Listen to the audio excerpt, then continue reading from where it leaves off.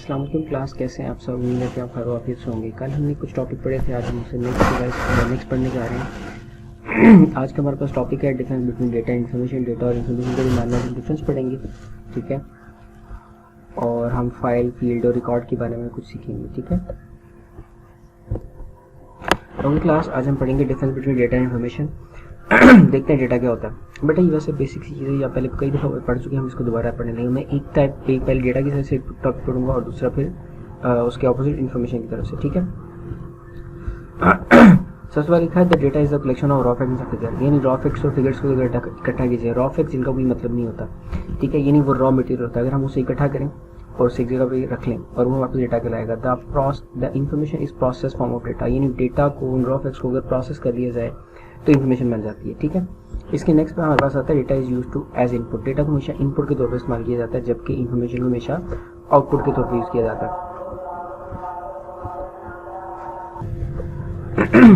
Data is the normally huge in volume, कि बेटा जब डेटा होता है ना हमारे पास, वो काफ़ी ज़्यादा बड़ा होता है, यानी उसका वॉल्यूम बहुत ज़्यादा होता है। और जबकि इन्फॉर्मेशन होती है वो बहुत छोटी सी होती है, बड़ा सिमराइज सा रिजल्ट होता है हमारे पास। जैसे मैं आपको कई सारे नंबर्स को प्लस करें, ठीक है, तो वो बहुत ज़्यादा सारे नंबर होंगे, लेकिन प्लस होने के बाद आंसर एक आ रहा होगा। जो आंसर आ रहा है वो हमारे पास इन्फॉर्मेशन होती है, जो हम उसे प्रोवाइड कर देते हैं वो डेटा होता है, ठीक है। तो इस तरह से डेटा बहुत ज़्यादा वॉल्यूम में होता है और इन्फॉर्मेशन बहुत कम वॉल्यूम में होती है। डेटा इज डिफिकल्ट और इवन इम्पॉसिबल टू रिप्रोड्यूस, यानी डेटा को दोबारा जनरेट करना तकरीबन इम्पॉसिबल होता है, ठीक है। यानी डेटा को दोबारा गैदर करना, इकट्ठा करना ज़रा मुश्किल काम है, जबकि डेटा से इन्फॉर्मेशन बनाना, दोबारा इन्फॉर्मेशन बनाना वो ज़रा आसान काम है। नेक्स्ट हमारे पास डेटा इज़ यूज रेयरली, यानी डेटा बहुत कम इस्तेमाल किया जाता है, जबकि इन्फॉर्मेशन हमारी बहुत ज़्यादा इस्तेमाल की जाती है, ठीक है। नेक्स्ट हमारे पास data does not depend information, कि बेटा डेटा किसी भी चीज़ के ऊपर डिपेंडेंट नहीं होता मास वाइज सोर्स के, और जबकि इन्फॉर्मेशन डिपेंडेंट होती है किसके ऊपर, डेटा के ऊपर। अगर डेटा होगा तो इन्फॉर्मेशन क्रिएट होगी, अगर हमारे पास डेटा ही ना हो तो इन्फॉर्मेशन भी क्रिएट नहीं हो सकती। नेक्स्ट हमारे पास डिफाइन फाइल। फाइल क्या होती है, रिकॉर्ड क्या होता है, फील्ड क्या होती है। बेटा ये इंपॉर्टेंट शॉर्ट क्वेश्चन है पेपर पॉइंट ऑफ व्यू से, लिहाजा आप इनको स्किप नहीं करेंगे, ठीक है। सबसे पहले आते हैं द कॉम्बिनेशन ऑफ वन और मोर कैरेक्टर इज कॉल्ड फील्ड। जब कोई एक कैरेक्टरिस्टिक हो, किसी पर्सन, पर्सनैलिटी, प्लेस, किसी यानी नाउन, पर्सन, प्लेस और थिंग, इन तीनों में से किसी भी का भी कोई भी कैरेक्टरिस्टिक होगा उसे हम फील्ड कहेंगे, ठीक है। इसमें लिखा है it is the simplest unit of data, इस डेटा का सबसे छोटा सा यूनिट होता है, ठीक है। That can be access by a user, ये यूज़र से एक्सेस किया जा सकता है, यानी यूज़र से इजीली एक्सेस कर सकता है, ठीक है। The name of each field in a record is unique, कि बेटा जितनी भी फील्ड होंगी वो तमाम तर यूनिक होंगी। अब ज़रा मैं ज़रा डायग्राम की तरफ देखूँ, यहाँ पर देखिएगा, ये देखें, यहाँ पर एम्प्लॉय आईडी, ये एम्प्लॉय हमारे पास एक एलिमेंट है, एक एंटिटी है, ठीक है। एम्प्लॉय क्या है, एक एंटिटी है। अब एम्प्लॉय की कैरेक्टरिस्टिक्स क्या है, उसकी एक आईडी है, उसका एक नेम है, उसका एक हायरिंग डेट है, जॉब टाइटल है, फ़ोन नंबर है, ये तमाम तर उसकी क्या है, फील्ड्स हैं, ठीक है। ये तमाम तर उस एम्प्लॉय की कैरेक्टरिस्टिक्स हैं, इनको हम फील्ड कहते हैं, ठीक है। ओके, अब देखें यहाँ पे लिखा हुआ है the data type of the field indicate the type of data that can B store in a field, कि बेटा जब हम डेटा की टाइप डिफाइन करते हैं ना, तो हम उसे बताते हैं कि किस तरह का डेटा इसके अंदर स्टोर हो सकता है। जैसे एम्प्लॉय आईडी में सिर्फ नंबर सेव हो सकते हैं, नेम के अंदर सिर्फ डिजिट अल्फ़ाबेट सेव हो सकते हैं, डेट के अंदर सिर्फ डेट ही सेव हो सकती है, आप इसके अंदर कोई और कैरेक्टर नहीं लिख सकते। जॉब टाइटल में स्ट्रिंग सेव हो सकता है, तो सिर्फ स्ट्रिंग ही सेव होगा। फ़ोन नंबर के अंदर नंबर है तो सिर्फ नंबर ही होंगे, इसमें 1 2 3 के अलावा कोई और चीज़ नहीं आ रही होगी, ठीक है। तो हम इसकी डेटा टाइप से डिफाइन करते हैं कि किस तरह का डेटा इसमें सेव होगा। फिर हमारे पास आता है size. The size field size define the maximum number of the character can be store in a field, कि किसी एक फील्ड के अंदर कितने कैरेक्टर्स को मैक्सिमम सेव किए जा सकते हैं। जैसे फ़ोन नंबर 11 होते हैं, यानी फ़ोन नंबर जब लिखो तो वो 11 कैरेक्टर्स होते हैं हमारे पाकिस्तान के अंदर, तो वो 11 लिखे जाए 12 ना हो, ठीक है। डेट ऑफ बर्थ के अंदर डेट, मंथ और ईयर आता है, इसके अलावा कोई और चीज़ नहीं आती, तो इसके लिए इसका जो साइज़ है वो क्या होगा, फिक्स होगा, ओके। अब हम देखते हैं रिकॉर्ड के बारे में क्या लिखा होगा। The collection of related fields, अगर हम बहुत सारी फील्ड्स को इकट्ठा कर लें और एज अ यूनिट इस्तेमाल करना शुरू कर दें तो हमारे पास रिकॉर्ड होगा। जैसे ये तमाम तर डेटा, ये जो भी लिखा हुआ है, एम्प्लॉय, नेम, हायरिंग डेट, ये तमाम तर एक एम्प्लॉय का है और ये पूरे एक एम्प्लॉय का एक रिकॉर्ड है, ठीक है। कैरेक्टरिस्टिक्स होंगे तो फील्ड, अगर कैरेक्टरिस्टिक्स को इकट्ठा कर लेंगे तो वो एक रिकॉर्ड बनेगा, ठीक है। ओके, अब हम चलते हैं नेक्स्ट पेज के पास।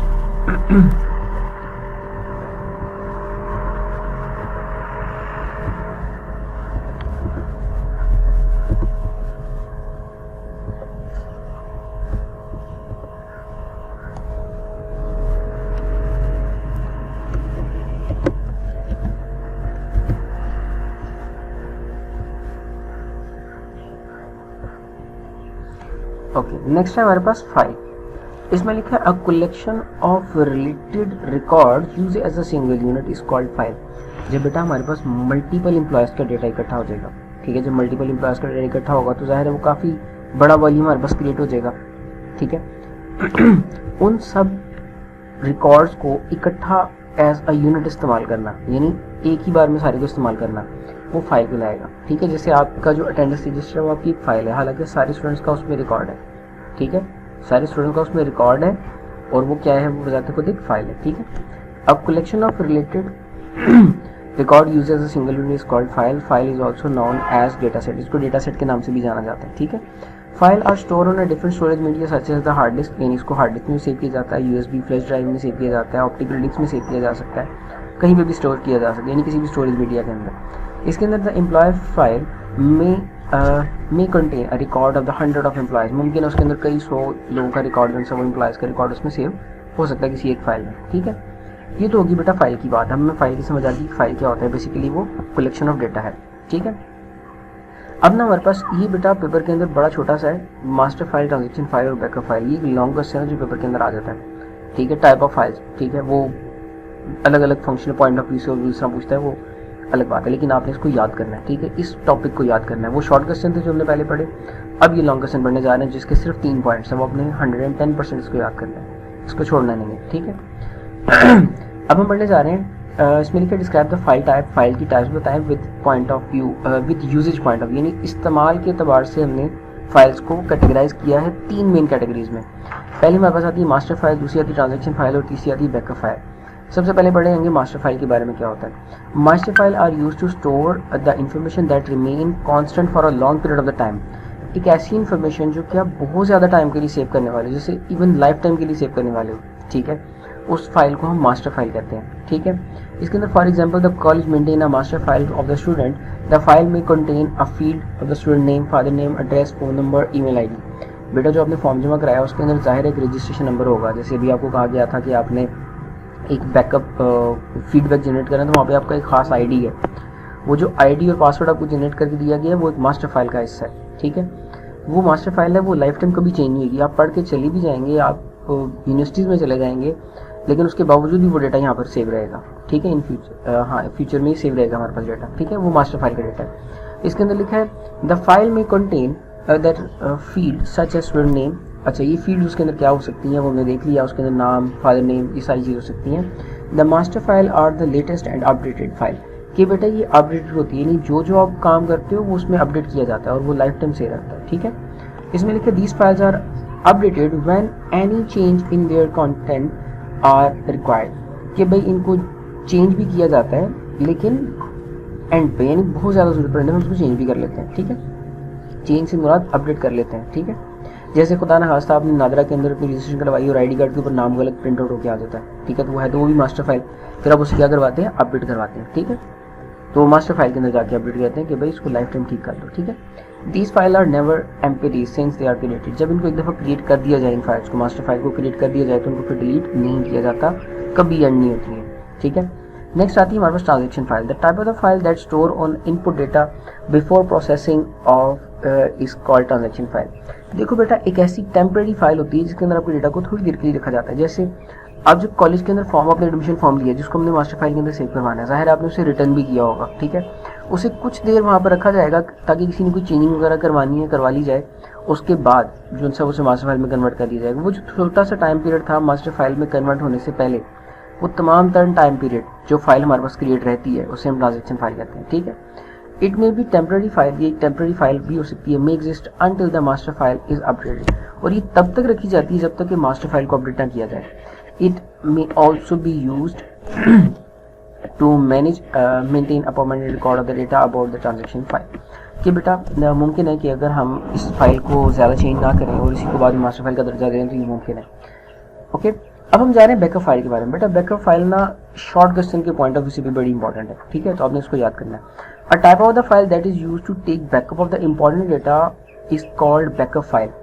बेटा हम ना एडिशनल कॉपी बनाकर, यानी मास्टर फाइल की भी एक कॉपी बना के रख लेते हैं, खुदा ना खास्ता मास्टर फाइल अगर ख़राब हो जाए तो हम वहाँ से अपने डेटा को इजीली रिकवर कर सकें, ठीक है, ओके। इसके बाद लिखा है okay, it is use to store an additional copy of data, जैसे मैंने बताया कि एडिशनल कॉपी होती है मेरे डेटा की। The data can be recovered from this file if the original file is loss और डैमेज। तो बेटा अगर इन केस हमारी फाइल डैमेज हो गई या लॉस हो गई तो हम इस फाइल से अपने डेटा को रिकवर कर लेते हैं, ठीक है। Backup file is mostly created by the using specific software. और बेटा ये खास तरह के सॉफ्टवेयर होते हैं जिनको यूज़ करके इस बैकअप फाइल को बनाया जाता है, और वो खास ही सॉफ्टवेयर होते हैं जिससे इस डेटा को रिकवर किया जाता है, ठीक है। ओके बेटा, ये था हमारा आज का टॉपिक। उम्मीद करता हूँ कि आपको समझ आई होगी, और आपने कोई क्वेश्चन है तो आप इजीली मुझे पूछ सकते हैं, ठीक है। और आपने इस चैनल को लाइक और सब्सक्राइब जरूर करना है, ताकि जैसे ही आपका ये चैनल जैसे ही मैं यहाँ वीडियो अपलोड करूँ तो आपको रोज़ाना मिल जाया करे, ठीक है। व्हाट्सएप पे मैसेज तो मैं कर दिया करता हूँ, लेकिन आपको नोटिफिकेशन भी जनरेट होकर आ जाया करेगा कि लेक्चर अपलोड हो गया, आप देख सकते हैं, ठीक है। Thank you for watching. फिर मिलते हैं इंशाल्लाह नेक्स्ट लेक्चर में। अस्सलाम वालेकुम।